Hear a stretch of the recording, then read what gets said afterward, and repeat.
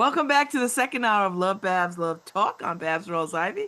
I'm delighted to have Enroue back in his space. Happy birthday to you. Oh yeah. Happy birthday to you. Happy birthday. I had to sing that because That is yes. happy I birthday. will I will happily accept happy birthday wishes. How It's old? like the How old? birthday Do you week. talk about how old you are? Yeah. I am 56 years old. Really? Yep. Right. Looking Every good, single one. looking good. Looking good, brother. Feeling good. Feeling good.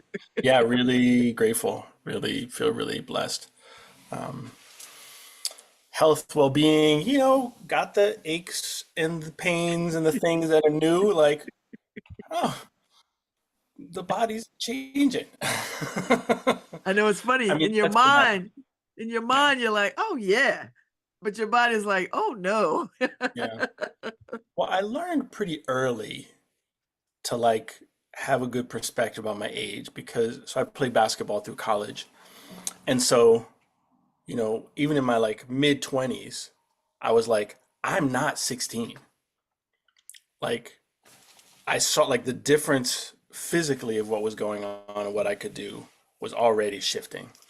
And so that was always a kind of humbling, like, oh yeah, I have this idea and like, yeah, high school, I used to just play outside in the summer like all day, every day, running back and forth and be fine. And Yes. like in my mid 20s, I couldn't do that. So I was No. already like, oh, yeah, it's it's just a slow roll from here on out, just in that. So, um, Oof. but yes, my brain still does try to like, you could just do that, even in terms of trying to be well and exercising. And so I've been really shifting the perspective on like being gentle with myself, right? So yes, wellness, yes, strengthening, flexibility, all the things, and eating, and but to do that with a gentle approach Yeah. because I'm well trained, as an athlete to like, and as just a male body person in this culture to like, oh, just kind of cut off the feelings and like push through whatever needs to be done. And so it's been really helpful to rethink that these days. Mm, nice. That's nice. I like that. That sounds like you could write a little book about, the soft aging. Giving ourselves some compassion and gentleness as we. Yeah. And my youngest, I've been saying this a couple of times, it's really great. My youngest is like, well, you're now closer to 60 than 50. And I was like, yep, every like that's just the direction that this train is going. Right? There's no there's no other track other than the aging. And I like to be honest as long as I can. So Right? what's your Right. point, person? What is your point? Yeah, it was great. It was great. All right, well, let's do a little ancestor Yes, let's get into it cheering because I know your fans are waiting because they and let me know that they great, love when you are on. great. And maybe there's some questions that they've sent your way or something. I don't know. I don't see. Well, Harry will mind the chat somewhere. Harry, Okay, if somebody's got something to say, just throw send it it in the through. chat. All right. So we welcome our ancestors. We honor them for what they have left for us, and we are letting them know that what they have left for us, we are using it. The good, right? The blessed things, the cycles that we want to maintain and continue as a part of our lineage. We are using those things today. We are fostering that continuation today.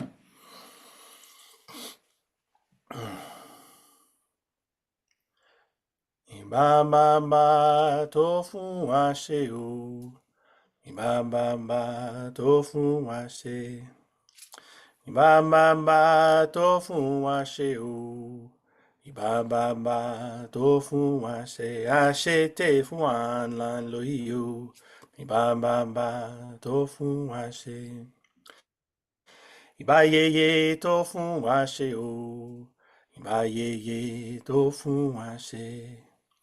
Ìbá yeye tó fún wa ṣe o.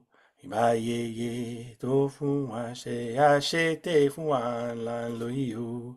Ìbá yeye tó fún wa ṣe. Ìbá egungun tó fún wa ṣe o.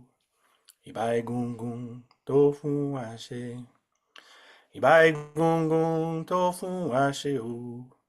Ìbá egungun tó fún wa ṣe. Àṣetè fún wa là ń lò yìí o. Ìbá egungun tó fún wa ṣe. Ìbá egungun tó fún wa ṣe.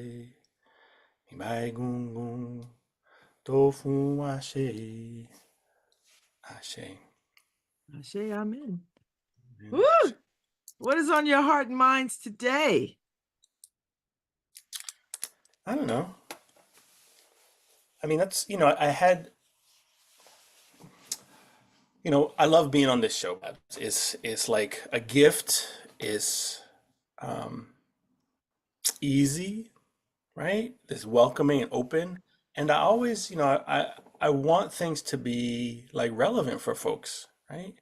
And so that in that way, I really do invite people to either write in during the show or you see Babz out in the world, slip a little note in your Well, pocket. I will tell you, I had dinner with Fahad and Bill last night. And, Fahad is feeling like these are very dark times. And that, and just trying to sort of find the light, or find a space Yeah. that's not consuming you in the dark, right? Like it's just heavy. Yeah. Yeah. Well, hey, let's have this space be that. So because I told him Why I don't was we seeing you. I was like, Enroue is my guest tomorrow morning. Hmm. I mean, it's a really important thing, right? And there are times, right, in our lives and times in, generationally, right, kind of even outside of just us, right, our communities, times in this generation, times around the country, times around the world, on this planet. And while I would say that like one could look at different times and say like, well, there's suffering there, right?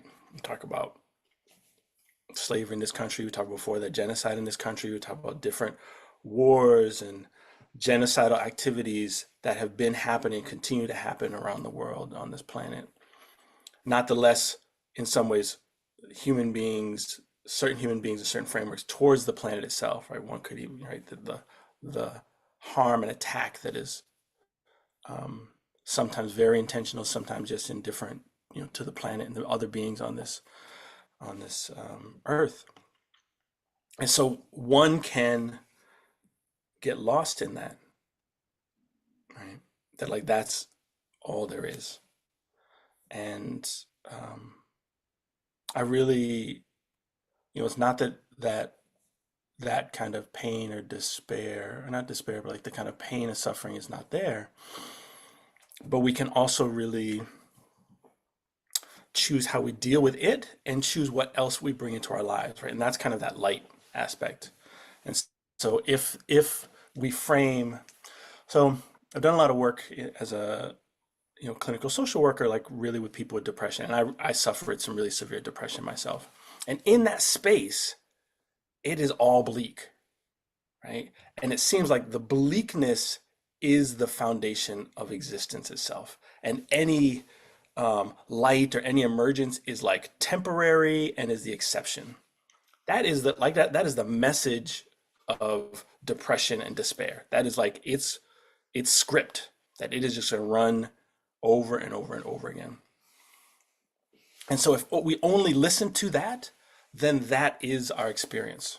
And even the things that are nourishing, we're like, yeah, is all right, but as soon as the bite of something that tastes good is over, as soon as the conversation with somebody who is helping to uplift us, or that we are loving and we feel that upliftment with them, or just the beauty and wonder of the day seem like nothing compared to that script that depression and despair is running.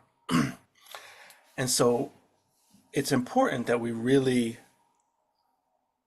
find and plug into um, other scripts, other voices, other messages about life, about existence, about what is also here. And it doesn't necessarily immediately change the circumstances, right? Climate change is still unfolding, even if I feel like wonder and love and light and beauty, right? But I'm not pulled into the despair of it because there's also, I can be in the wonder and hold the reality of violence and harm that's going on. And in this culture tends to either, right, do the like doom scrolling or do the addictive mass avoidance of pain. And there's no middle. There's no like, yes, here's the realities of systemic oppression, interpersonal violence and harm and trauma, and wonder and beauty and mystery that our existence actually is. And that has to become a practice, because Mm. if we look outside and we go outside, our practice is consuming the things that plug us into that kind of despair or the avoidance of feeling. That's the normal practice of popular culture, of social media, is not really feeling into it, but just like either taking it in, good or bad, or avoiding it or numbing out to it, or actively ignoring being a human being and what that means, or actively ignoring systems of liberation and oppression that exist. And so we have to do it different. And we can frame it as, um, here's a oppressive system that we're in, and so we have to find these liberatory techniques, right? As in general, or we can just be like, oh, this is like the pain and despair, and I need to find some hope and meaning to live, because like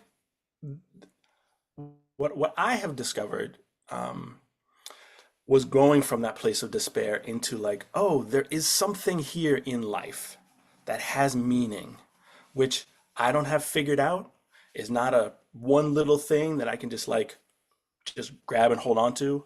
Um, and it continues to unfold. And that is this big picture of like, we don't have it figured out. We don't have life figured out.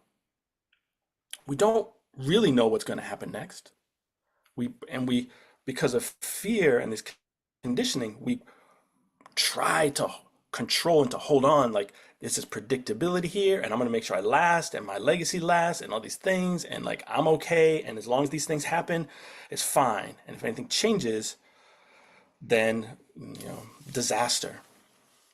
And from many indigenous perspectives, we understand that reality, life, is change and transformation every moment, all the time. And so if we learn to live with that, to dance with that, right? It's like to dance with like the shifting ground versus like I need to pave everything over and like this is the stability that I want to pretend is there. But if we learn to dance with it, learn to be with it differently, we can find strategies and solutions now. So just like in the beginning, right? I was talking about like, oh, how can I be gentle with this aging body that is like very healthy and like is not like it was, a year ago. And there's like new things show up and like, oh, like how am I? So literally things like how weight is being moving in my body, like something's happening like in like my hips because of how my feet are walking differently. And so I'm like, oh, I now have to deal with something that like just wasn't existing before. There's not pain, but like there's shiftings that are happening. And so if I learn, if I can be present with that and then be with it, feel into it, and then I can skillfully, oh, so what do I need to do to shift it, to change? What do I need to kind of actively change in me so that I'm still well, right? Because it's a new thing.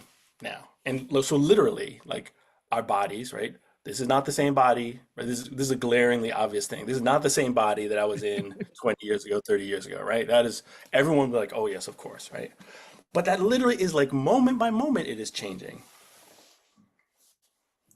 which is also means that there's possibility for other things to change, how we see the world, what possibilities we allow for ourselves and our loved ones, our communities, the planet, other beings. And so we can take this very large view of like mystery and wonder and existence and make it very concrete and like, can we live um, with that gentleness or with that kindness? Can we feel into what is actually happening to skillfully discern like, oh, this is safe and good, this is risky, and I need to deal with that appropriately, right? What needs to be healed, not as a perpetual healing, but so that we can then arrive in the present to then try to be as free as possible. And Mm. so we need other, we have to be plugged into other things that nourish us and nurture us, even in the midst of the circumstances that are causing so much pain, right? So one way to look at this is like, if you imagine a glob of like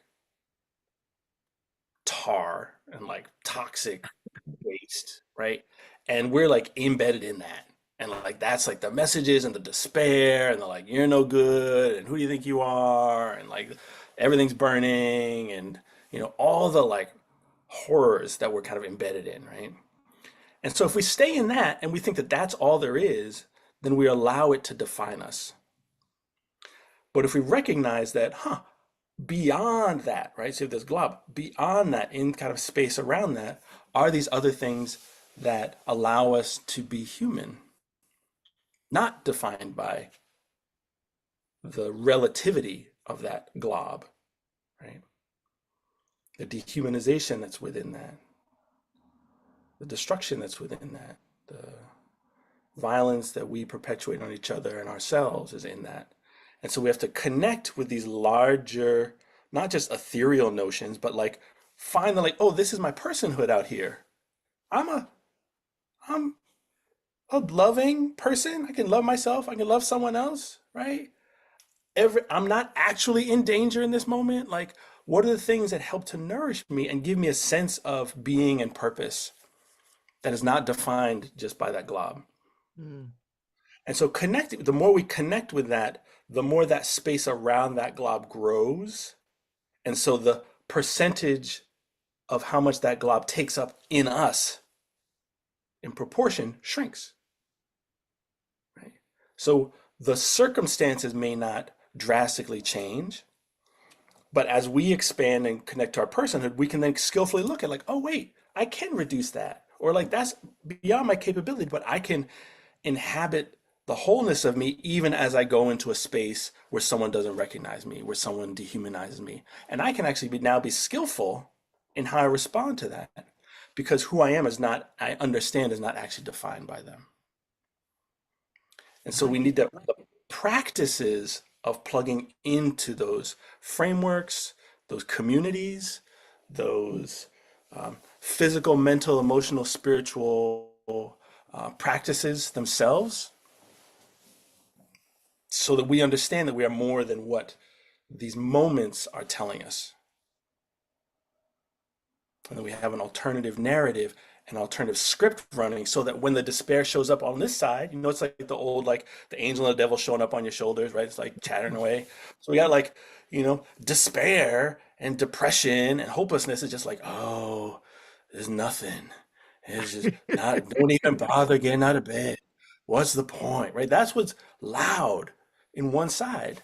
And you're in there, you're standing right there, you're sitting. Oh, that's what's going. So the more that we recognize that that's what's happening, we can then turn to the other shoulder and be like, okay, well, what's there? And that's where we tune in. So to these notions of wellness and community and liberation that have been parts of our legacies for eons, right? And even if we just hold it as we started today, honoring and bringing our ancestors, help me, right? I'm honoring you for what these good things that you've left for me. And those good things, I'm using it today. So put on that shoulder, what are these things that my ancestors have left for me that I can use today that gives me a different script than what despair is saying, than what hopelessness is saying? Because they have existed. They were human beings who, throughout time, at the very least, found some love and connection or something with another person that they then decided, let's have some children, right? Which is a massive undertaking itself, right? It's not I'm gonna go to the store and get a thing, right? Which means that there must be enough space when it's chosen to desire that. And so how do we put that as the other script, the other voice? Like they want us to be well. We can pick up the things that they're passing on to us to help us. That can we lean into that script? And then we get to choose. All right, here's this script about like, oh yes, I want you to be well, I want you to be whole, I want you to find your purpose and have some meaning and be connected to community and wonder and all the good things. I can listen to that, or I can listen to what's the point? You're not good enough. Don't even try. And with practice, you get to be the one to say, "Oh, I hear this thing going, and I feel a pull into it, or I feel like I'm tuning out. Oh, I'm tuning out right now. Let me stop and let me engage in a practice. Let me engage in this other way of being to then live, even in the midst of everything being on fire and the horrors and the pain that is here. Oh, there's also goodness. There is Mm. also that light. There is also joy. There is also life. And so we have to affirm life and nourish it and nurture it. And by doing so, the debilitating aspect of those other scripts weaken. And then we can deal with them in skillful ways. We can deal with pain and suffering from a place of presence and compassion and joy and fullness versus a place of despair and depletion. Mm. But it's a practice. There's a doingness um, that's needed over and over again because all the other stuff is relentless, right? It's just the grinding wheel is just churning, right? And so we gotta, it's not like, oh yeah, those things that dehumanized us generations ago, we're free from those things, so everything is good. No, there are whole new ones have come into place, right? And not just here on us, but in other places on this planet, right? Mm. Yeah. I do have a question from somebody. Look at that. How do you think about occurrences when we experience that? How do you think about occurrences we experience that are seemingly coincidental or serendipitous, Hmm. but our entire being knows these signs, and people we meet are meant to be and hold on to? Yeah. Like, so I mean, it sounds like that person has their answer, right? When their entire being is like, oh, this has meaning. This is something important. I'm going to pay attention to that, right? I mean, so the question is directed at me. I mean, I do a similar thing. Like, there are things that occur um, which might feel small, and then other things which allow some openness to some other way of interpreting it or being with it. And it doesn't necessarily have to be like some earth splitting thing, like, oh, yes, and now I've shifted over here.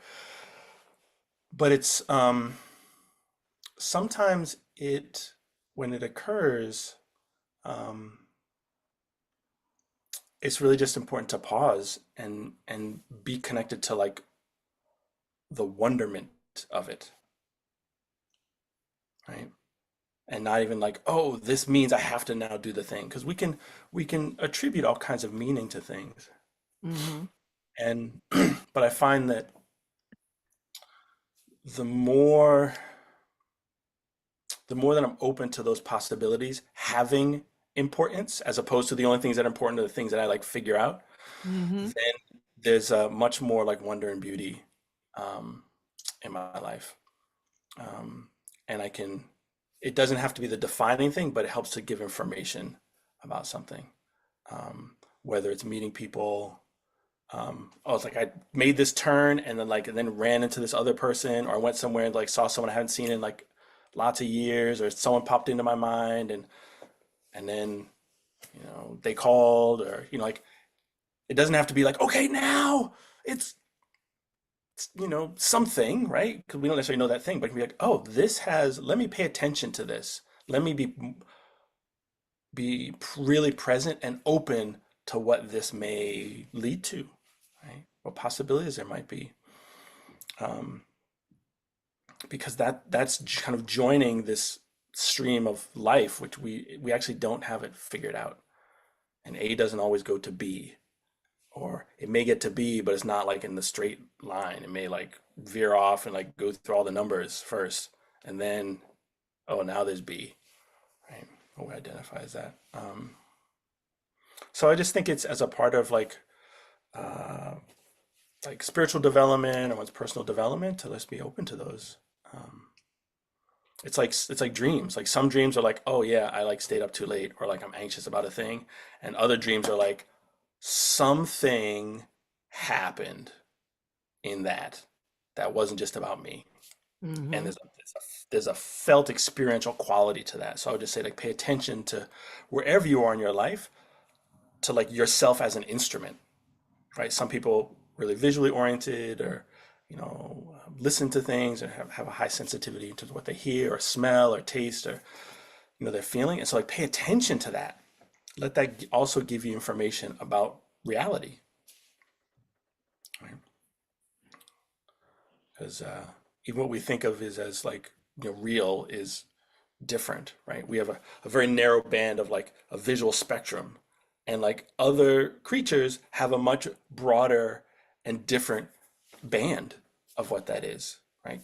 Can see into ultraviolet, more into the ultraviolet, infrared, or have a you know 10 times as many rods and cones, so they can see colors in all kinds of different ways. That is also reality.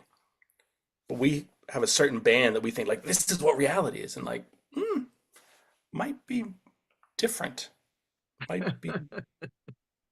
And Yeah. so allow that, right? You're in a conversation, start to feel something. Oh, what is that? Do I honor it? Or is it not the place for it? Do I speak it?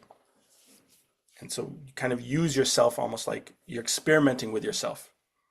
And then you learn like what to listen to when, what it leads to. It's much more interesting that way. Yeah. I would agree. I would agree. Yeah. Yeah. Hey, that's this is good stuff. I Yeah. I feel righted because these are really just my own personal time with you, I'm and here and for you, people Babs. people get to watch and listen and engage, but it's really it's really Yes. my own Yes. personal time. So It, so but yeah. these questions of like what we listen to and pay attention to, and like where that light and hope is, that's really Yes. important. It's really, really Yes. important. And there's lots of ways to do it.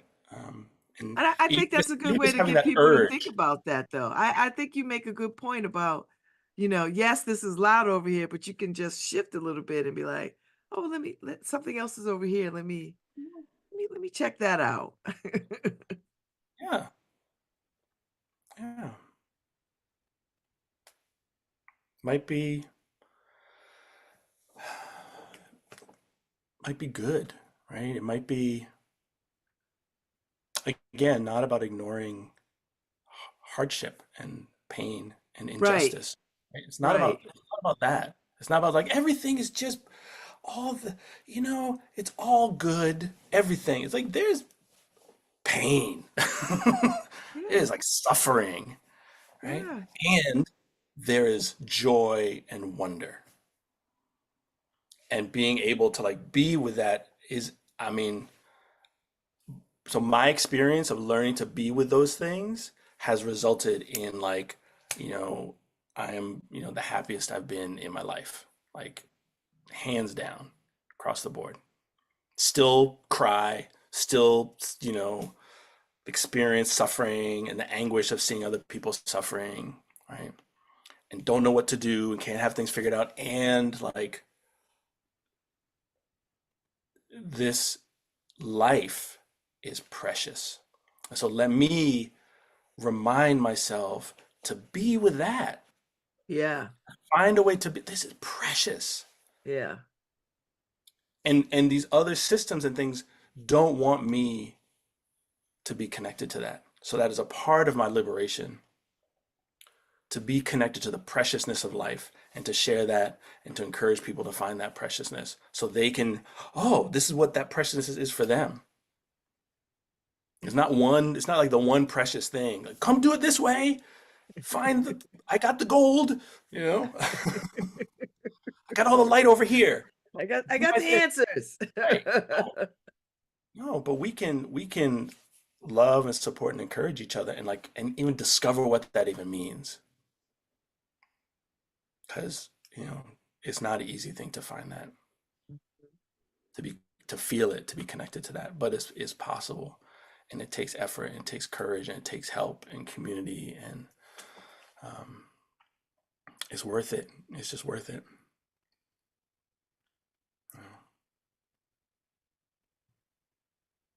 Mm-hmm. Thank you so much for being such a good guidepost. Such a good guidepost. Thank you. Yeah. Thanks for this time, Babz. Thank you for this time. And he'll be back, boys and girls. and peoples. Yep. He'll be back, peoples. He'll be back. Yep. This is not the last time. He'll be back. So not rid of me yet. Enjoy your birthday week and all you, the Babz. good things. And I'll see you around.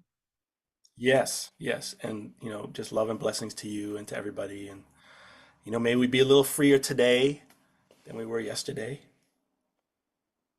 Amen. Ashe. Mm-hmm. All right. Let's do our best. All right. Absolutely. Take care. Thank you, Harry. Thank you very much. Thank you, Harry. I'm out. I'll be back tomorrow. Tomorrow I got Reverend Barber.